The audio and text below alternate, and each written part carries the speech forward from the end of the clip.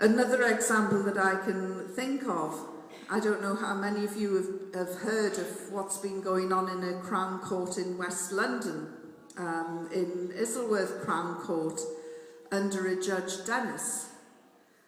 He has been trying a lot of young people who have been charged with violent disorder following the Gaza demonstrations of more than a year ago. Now, this is very, very important. One of the things that, that being British is about is protesting and getting involved in demonstrations and getting involved in rallies. And we should not be deterred from doing this. We should not be silent. And what has happened?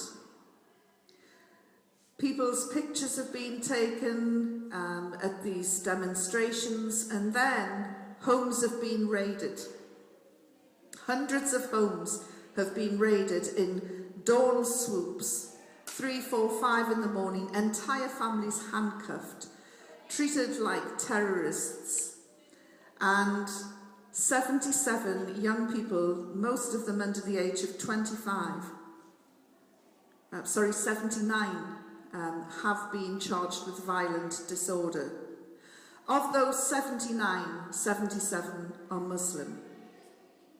And they were advised, keep your head down, just plead guilty, and it'll wash over, there'll be a light sentence, there won't even be, you'll be fine. Many of these kids had been on their first ever demonstration. And from these duty solicitors and family solicitors, they pleaded guilty. And it was like Bradford all over again. Who remembers Bradford? Where young kids were sent down for 3, 4 and 5 years. And that is what has been happening in West London. Well, finally, people have got very angry about it. They've got organised. And when we get organised, we can make things happen. And people have started pleading not guilty. And it turns out that the CCTV footage the police have got have shown far from these young people causing the aggravation. It's the psychos in uniform that have been causing the aggravation. There was a sister who pleaded not guilty 3 days ago, and she was charged with violent disorder, and the prosecution stood up and said she was in the Starbucks cafe that had been trashed by rioters, and she was in there. And the CCTV footage showed she was in there for 6 seconds, because that's how long it took her to walk in, see if her friend who she'd lost in the crowd was there. She wasn't, and she walked out. And in those 6 seconds, she ends up being arrested and charged with violent disorder. Now, if she'd followed the advice of the duty solicitor, who didn't even bother to look at the video footage, she would have been sent to prison for 3, 4 years. There's one sister that has been sent down, and she is appealing. The whole of the media are now starting to look at this Judge Dennis and watch his performance. I went one more, and I went and looked into his background. He's been a judge for barely 10 months, and in December he sat on a case of a man who was driving his car, involved in a road accident with a motorcyclist. The motorcyclist turned out to be an off-duty policeman, went under the car and was killed. The driver got out, saw the dead man, the off-duty policeman, and ran from the scene of the crime. He went before Judge Dennis, and he was given a community service order. A cop killer given a community service order and a suspended sentence. Because in mitigation, the judge was told this man suffers from panic attacks, something that emerged during his service with the Israeli Defense Forces.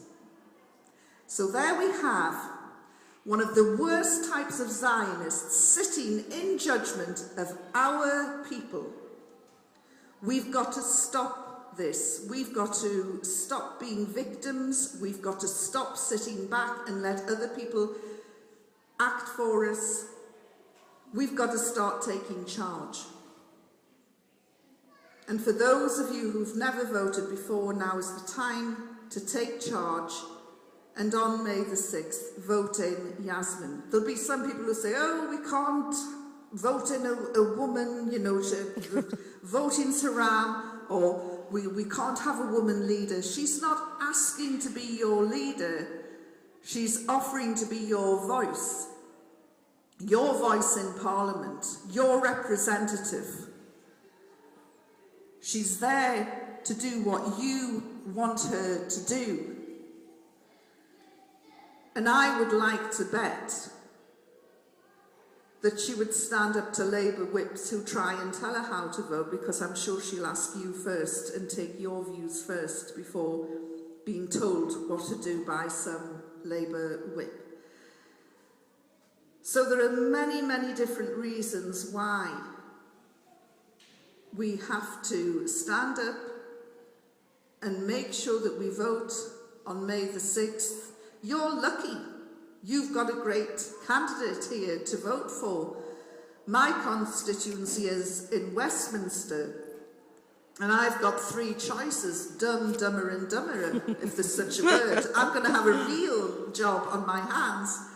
But what I will do is ask each one of them a question about something that's closest to my heart, and that's Palestine. And I'll ask them where they stand on Palestine. And whatever response they give, then the one who gives the response that I like the most, that's the one who's going to get my vote. And I don't know if one vote will make a difference, but there's always a straw that breaks the camel's back, or there's always a feather that can tip the balance. Any one of us could turn out to be that straw, or that feather, or that person who can make a difference. And I happen to think, you know, as I said before, you're really lucky you've got somebody worth voting for, and I happen to think that Yasmin Qureshi can make a difference, will make a difference, and the more votes she has and the bigger endorsement she has, that will give her a bigger, stronger and better platform when she is, inshallah, in the House of Commons speaking on not only your behalf, because she'll be speaking for me as well, because when issues like the anti-terror laws come up, it affects all of us. When decisions about the Muslim community come up, it affects all of us. And when people like Phil Willis stand up and say ridiculous things about the Muslim community, I'm sure, if not publicly, privately, Yasmin will pull him aside and metaphorically slap him around and tell him just to stop coming out with the nonsense that he's come out with. If there's any justice in the world at all, he won't be sitting on the green benches come the next election. I can say that. Obviously, Yasmin can't. But if there's any justice at all those miserable Islamophobic wretches from all 3 parties will be off the benches.